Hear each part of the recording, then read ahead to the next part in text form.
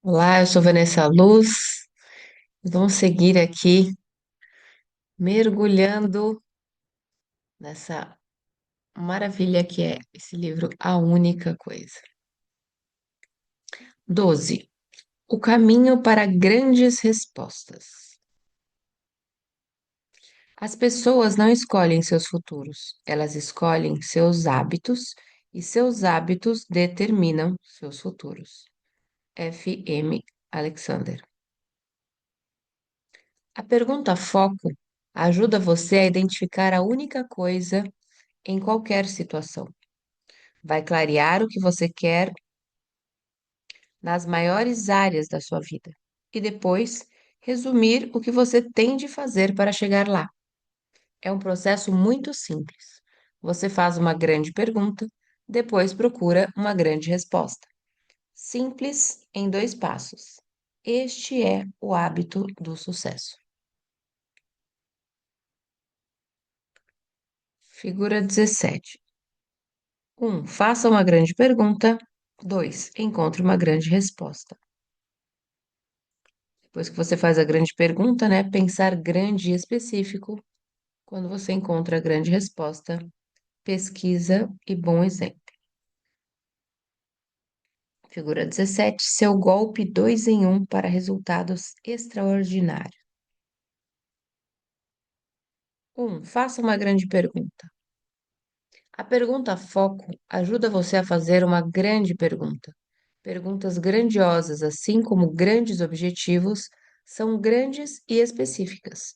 Empurram você, esticam e apontam para respostas igualmente grandes e específicas. E porque são enquadradas para ser mensuráveis, não há ambiguidade quanto a como serão os resultados. Aqui mais um gráfico, mais uma figura, né? Amplo, grande e específico. Embaixo, pequeno.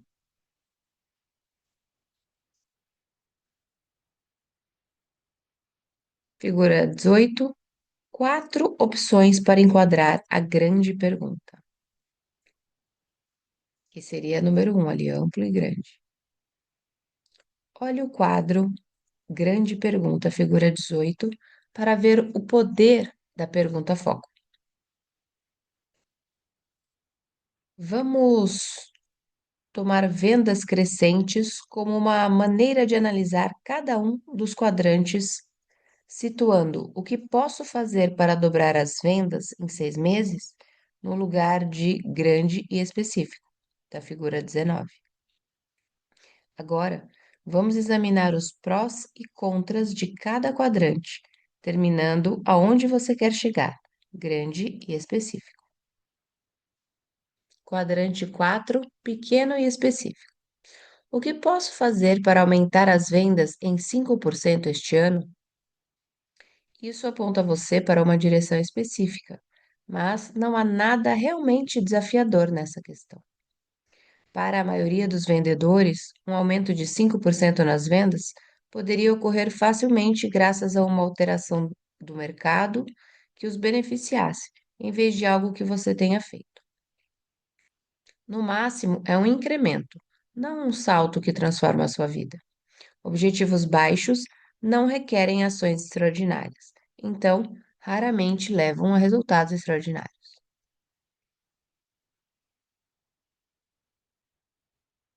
Estamos aqui no grande e amplo. O que posso fazer para dobrar minhas vendas? Amplo e pequeno. O que posso fazer para aumentar as vendas? Específico e pequeno. O que posso fazer para aumentar as vendas em 5% este ano? E aqui, grande e específico.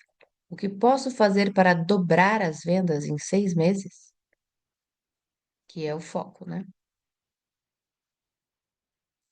Na figura 19, são quatro opções ilustradas para enquadrar uma grande pergunta. Quadrante 3, pequeno e amplo. O que posso fazer para aumentar as vendas? Essa não é bem uma pergunta para conquistar, mas para fazer um brainstorm. É ótima para ouvir opções, mas requer mais que estreitar suas opções e ficar simples. Quanto as vendas vão aumentar? A que tempo? Infelizmente, esse é o tipo de pergunta que as pessoas costumam fazer para depois imaginar por que as respostas não trazem resultados extraordinários. Quadrante 2, grande e amplo. O que posso fazer para dobrar as vendas? Aqui temos uma grande questão, mas nada específica. É um bom começo, mas a falta de especificidade oferece mais perguntas do que respostas. Dobrar as vendas nos próximos 20 anos é muito diferente de tentar o mesmo objetivo em um ano ou menos. Ainda existem muitas opções e, sem algo específico, você não saberá por onde começar. Quadrante 1, grande e específico. O que posso fazer para dobrar as vendas nos próximos 6 meses? Agora temos todos os elementos de uma grande pergunta. É um grande objetivo e específico. Você vai dobrar as vendas e isso não é fácil. Tem também um enquadre de tempo de 6 meses, o que será um desafio. Vai precisar de uma resposta grande. Vai ter de esticar o que acredita ser possível e enxergar além da caixa de ferramentas usual de soluções. Vê a diferença? Quando faz uma grande pergunta, em essência, você está perseguindo um grande objetivo. E sempre que fizer isso, você vai ver o mesmo padrão, grande e específico. Uma pergunta grande e específica leva a uma resposta grande e específica, elemento absolutamente necessário para alcançar um grande objetivo. Então, se o que posso fazer para dobrar as vendas em 6 meses é uma pergunta grande, como a levo à potência máxima? Transforme-a na pergunta foco. Qual é a única coisa que posso fazer para dobrar as vendas em 6 meses, de modo que, ao fazê-la, o restante se torne mais fácil ou desnecessário? Transformá-la na pergunta foco vai ao cerne do sucesso, forçando você a identificar o que é absolutamente mais importante e permanecer lá. Por quê? Porque é lá que começa também o grande sucesso. 2. Encontre uma grande resposta. O desafio da grande pergunta é que, assim que você a faz, depara com a tarefa de encontrar uma grande resposta. As respostas vêm em 3 categorias: realizáveis, esticadas e possíveis.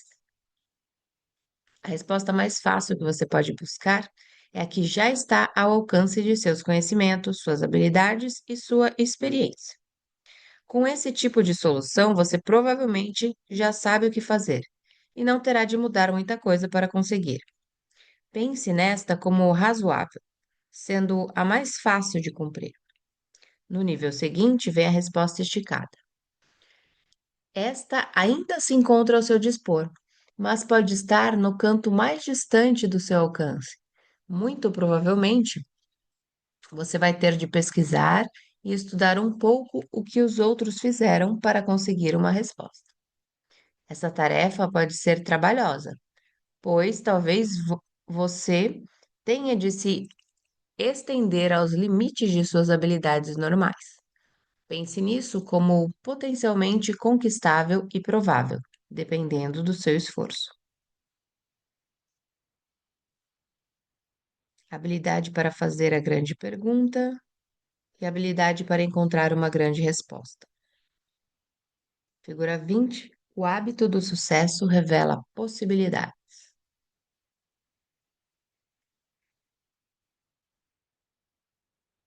Grandes empreendedores entendem essas duas primeiras rotas, mas, em geral, acabam rejeitando-as, sem querer aceitar o ordinário como quando o extraordinário é possível. Eles fazem uma grande pergunta e esperam a melhor resposta. Resultados extraordinários requerem uma grande resposta. Pessoas muito bem-sucedidas escolhem viver nos limites daquilo que podem conquistar. Não apenas sonham, mas desejam profundamente o que está além do seu alcance natural. Sabem que esse tipo de resposta é a mais difícil de atingir, mas também que, estendendo-se para encontrá-la, expandem e enriquecem sua vida. Se você deseja o máximo de uma resposta, deve compreender que ela vive fora da sua zona de conforto, no ar rarefeito. Uma grande resposta nunca se encontra em nosso plano de visão, e o caminho que nos leva até ela não é óbvio. Com o objetivo fora de seu alcance imediato, você deve começar pesquisando e estudando a vida de pessoas bem-sucedidas. Mas não pode parar por aí. Na verdade, sua busca acabou de começar.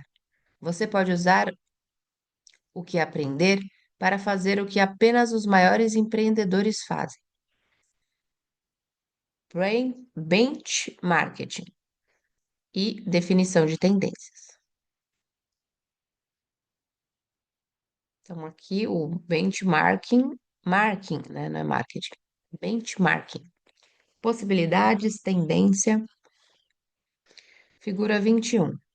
O que se vê no benchmarking é o sucesso de hoje. A tendência é o sucesso de amanhã.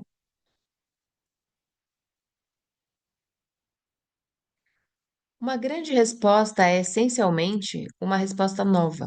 Significa um salto por cima de todas as respostas daquele momento, em busca do momento seguinte, sendo encontrada em dois passos. O primeiro é o mesmo de quando você se estica e, assim, descobre a melhor fonte de pesquisa e estuda os grandes empreendedores. Em outras palavras, por padrão, sua primeira única coisa é procurar dicas e bons exemplos para apoiá-lo na direção certa. Portanto, a primeira coisa a fazer é perguntar: alguém já estudou ou conseguiu fazer isso ou algo parecido? A resposta é quase sempre sim. Então, sua investigação começa com descobrir o que os outros aprenderam. Um dos motivos pelos quais acumulei uma grande biblioteca ao longo dos anos é que os livros representam ótima fonte de pesquisa. Se não conhecer ninguém que tenha conquistado o que você espera conquistar, pelo que sei, livros e trabalhos publicados constituem uma excelente ajuda em termos de pesquisa documentada e exemplos de sucesso. A internet tornou-se em pouco tempo outra ferramenta inestimável. Seja offline ou online, você deve procurar pessoas que já passaram pela estrada sobre a qual você viaja. Então, pode pesquisar, replicar, fazer benchmarking e seguir as tendências de acordo com o exemplo de tais pessoas.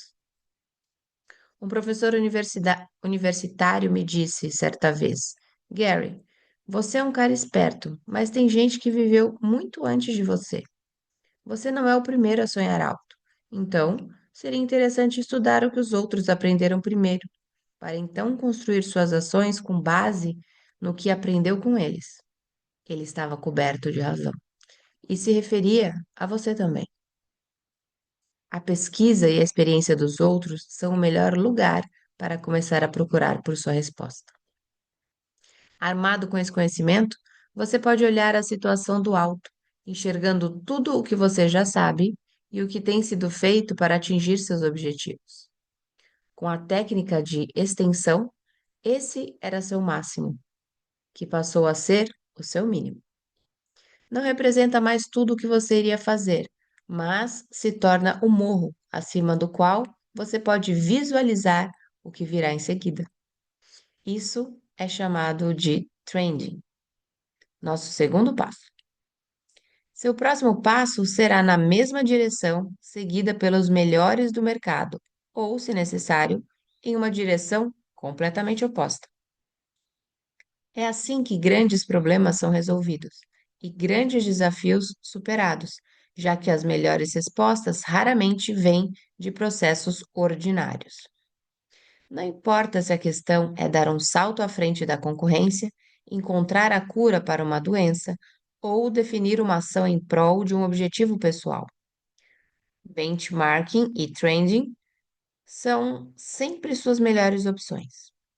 Sua resposta será original e, por isso, você terá de reinventar de alguma forma para implementá-la. Uma nova resposta geralmente demanda novo comportamento. Então, não se surpreenda se você também mudar ao longo do caminho para um sucesso considerável, mas não deixe que isso o contenha. É aqui que a mágica acontece e as possibilidades são ilimitadas. Por mais desafiador que seja, enfrentar o caminho de possibilidades sempre vale a pena. Quando maximizamos nosso alcance, maximizamos nossa vida. Boas ideias. 1. Pense grande e específico. Definir um objetivo que você pretende alcançar é como fazer uma pergunta. Assim, implica um passo simples, indo do gostaria de fazer isso para o como posso conseguir isso? A melhor pergunta e, portanto, o melhor objetivo é grande e específica. Grande porque você está atrás de resultados extraordinários. Específica para lhe dar algo em que mirar e não deixar dúvida de que você atingiu o alvo. Uma pergunta grande e específica, principalmente na forma da pergunta foco, ajuda você a conseguir a melhor resposta. 2. Pense em possibilidades. Definir um objetivo razoável é quase como criar uma tarefa para ticar em sua lista. Um objetivo ticado é mais desafiador. Aponta você para o limite de suas habilidades atuais. Você tem de esticar para alcançá-lo. O melhor objetivo explora o que é possível. Quando você vê pessoas e negócios que passaram por transformações, é nessa área que eles vivem.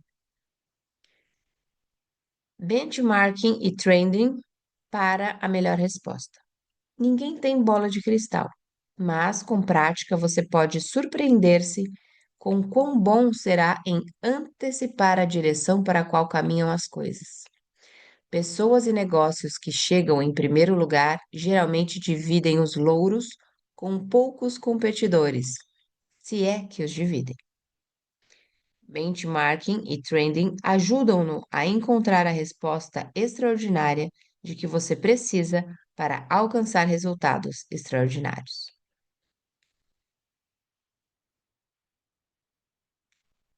Parte 3.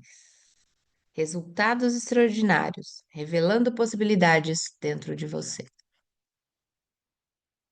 Ainda que você esteja no caminho certo, vai ser atropelado se ficar lá parado. Will Rogers. Resultados extraordinários. Existe um ritmo natural em nossas vidas que se torna uma fórmula simples para implementar a única coisa e conquistar resultados extraordinários: intenção, prioridade e produtividade. Juntos, esses três elementos ficam conectados para sempre e confirmam continuamente a existência uns dos outros em nossas vidas. Sua conexão nos leva às duas áreas onde você deve aplicar a única coisa, uma grande e uma pequena. Sua única coisa grande é seu propósito, e a pequena, a prioridade sobre a qual atua para conquistar. As pessoas mais produtivas começam com intenção e a usam como uma bússola. Permitem que o propósito seja a força guia em determinar a prioridade que direciona suas ações. Este é o caminho mais direto para os resultados extraordinários. Então, aqui vemos um iceberg, né? Produtividade lá em cima, prioridade e intenção na base. Figura 22. A produtividade é motivada pelo propósito e pela prioridade. Pense no propósito, na prioridade e na produtividade como três partes de um iceberg. Com tipicamente apenas 1/9 de sua massa acima da água, o que você vê é a ponta de tudo o que existe ali. É exatamente assim que se relacionam a produtividade, a prioridade e o propósito. Você é determinado pelo que não vê. Quanto mais produtivas são as pessoas, mais intenção e prioridade as motivam e direcionam. Com o resultado adicional do lucro, o mesmo vale para os negócios. O que é visível ao público, a produtividade e o lucro, está sempre amparado pela substância que serve como a fundação da empresa. Intenção mais prioridade. Todo executivo almeja produtividade e lucro, mas muitos não entendem que o melhor jeito para consegui-los é por meio da prioridade motivada pelo propósito. Lucro, produtividade, prioridade e intenção. Figura 23. Nos negócios, o lucro e a produtividade são também motivados pela prioridade e pelo propósito. A produtividade pessoal é a menor parte de todo o lucro do negócio. Uma empresa não pode ter pessoas não produtivas e magicamente ser um negócio lucrativo. Grandes negócios são construídos por cada um de seus colaboradores produtivos. E o que é, o que não é empresa, o que não é surpresa, as pessoas mais produtivas recebem as maiores recompensas de seus negócios. Conectar intenção, prioridade e produtividade determina quão acima dos demais se erguem os indivíduos de sucesso e os negócios lucrativos. Compreender isso é o principal criador de resultados extraordinários. Viva com intenção. 13. A vida não se resume a se encontrar. A vida se resume a se criar. George Bernard Shaw. Então, como se usa o propósito para criar uma vida extraordinária? Ebenezer Scrooge vai nos contar. Frio, mesquinho e ganancioso, homem que desprezava o Natal e tudo o que trazia felicidade às pessoas, exemplo de miséria e maldade. Ebenezer Scrooge deveria ser o menos provável candidato para nos ensinar algo sobre a vida. Entretanto, em um conto de Natal clássico de 1843, de Charles Dickens, ele ensina: a história de redenção da transformação de Scrooge de avarento, insensível e mal amado para atencioso, compassivo e amável é um dos melhores exemplos de como o nosso destino é determinado por nossas decisões e nossa vida moldada por nossas escolhas. Mais uma vez, a ficção nos oferece uma fórmula que podemos seguir para construir uma vida extraordinária com resultados extraordinários. Gostaria de pedir seu perdão, bem como uma pequena licença literária e contar rapidamente essa clássica história para você. Em certa véspera de Natal, Ebenezer Scrooge é visitado pelo espírito do falecido Jacob Marley, seu ex-sócio. Não sabemos se é tudo sonho ou realidade. Marley pranteia. Vim aqui esta noite para visitá-lo, perdão. Vim aqui esta noite para avisá-lo de que você ainda tem chance e esperança de escapar à minha sina. Você será assombrado por três espíritos, do passado, presente e futuro, no caso. Lembre-se do que aconteceu conosco. Agora, vamos fazer uma pausa e pensar em como era Scrooge. Dickens o descreve como um homem cujas feições envelhecidas foram congeladas por seu frio interior, punhos cerrados, cabeça baixa e trabalho duro. Scrooge gasta o menos possível e economiza tudo o que pode. É discreto e solitário. Ninguém nunca o para na rua para cumprimentá-lo. Ninguém liga para ele, já que ele não liga para ninguém. É um velho pecador, amargo, maldoso e cobiçoso. frio aos olhos, frio ao toque e frio no coração, longe de descongelar. Sua vida é uma existência solitária e o mundo é pior ainda. Ao longo da noite, os três espíritos visitam Scrooge para mostrar-lhe o passado, o presente e o futuro. Durante as visitas, ele vê como veio a se tornar o homem que é, como vai sua vida no momento e o que vai acabar acontecendo com ele e com os que o cercam. Uma experiência aterradora que o deixa visivelmente imobilizado quando ele acorda na manhã seguinte. Sem saber se foi realidade ou sonho, embora desnorteado por notar que o tempo não passou, Scrooge compreende que ainda há tempo de mudar seu destino.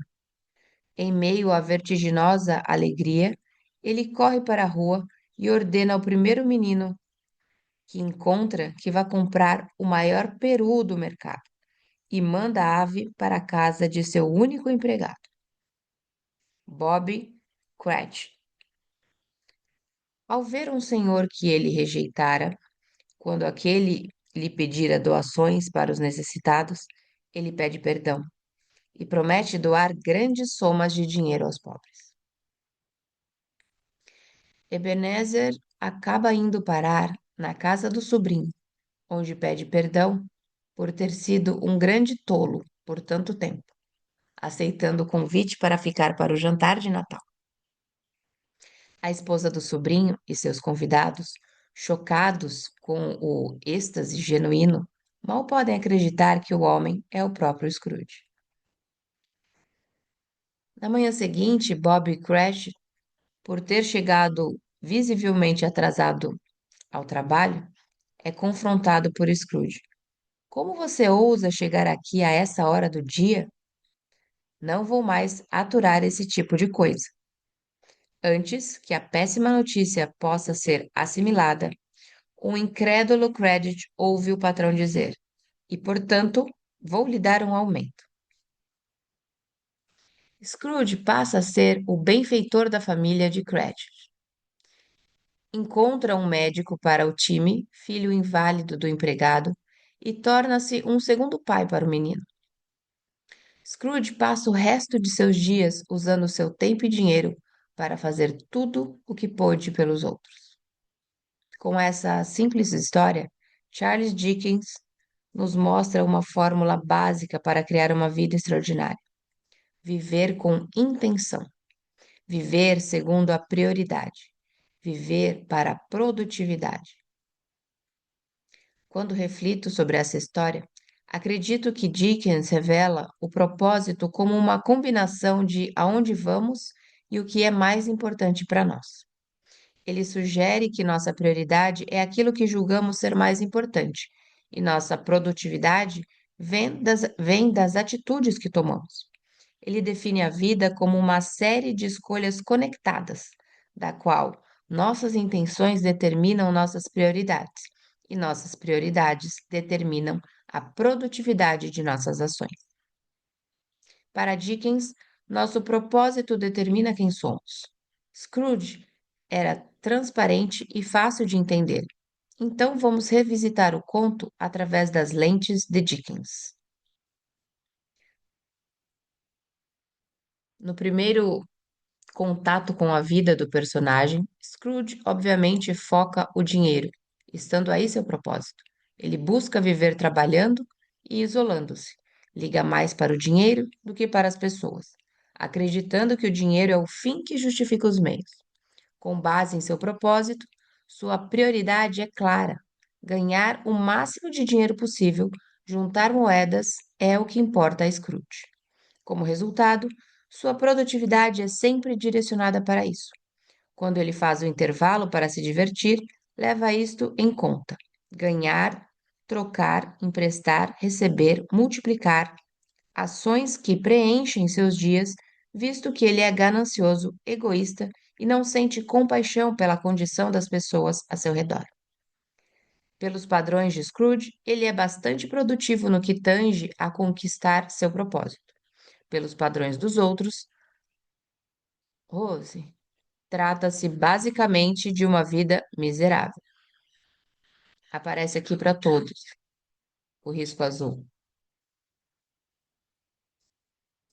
Esse seria o final da história, não fosse a perspectiva oferecida a Ebenezer por seu ex-sócio. Jacob Marley não queria ver Scrooge terminando no mesmo beco e sem saída que fora seu destino. Então, depois da assombração, o que aconteceu com Scrooge? Segundo o ponto de vista de Dickens, o propósito do personagem mudou, o que alterou sua produtividade mais importante, o que mudou o foco de sua produtividade. Depois da intervenção de Marley, Scrooge vivenciou o poder transformador de um novo propósito. Então, quem ele se tornou? Bom, vamos ver. Conforme termina a narrativa, o propósito de Scrooge deixa de ser o dinheiro e passa a ser as pessoas.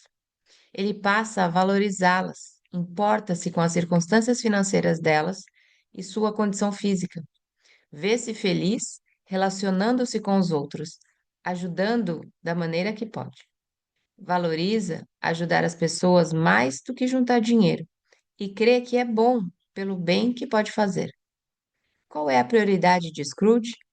Se antes ele cuidava do dinheiro e usava as pessoas, depois ele passou a usar o dinheiro para cuidar das pessoas. Sua prioridade principal era juntar o máximo de dinheiro para poder ajudar o máximo possível de pessoas. Suas ações? Ele se sentia produtivo no dia a dia, colocando cada centavo que podia em prol dos outros. A transformação é digna de nota. A mensagem, inequívoca. Quem somos e aonde queremos ir determina o que fazemos e o que conquistamos. Uma vida vivida com propósito alcança seu potencial máximo e felicidade máxima.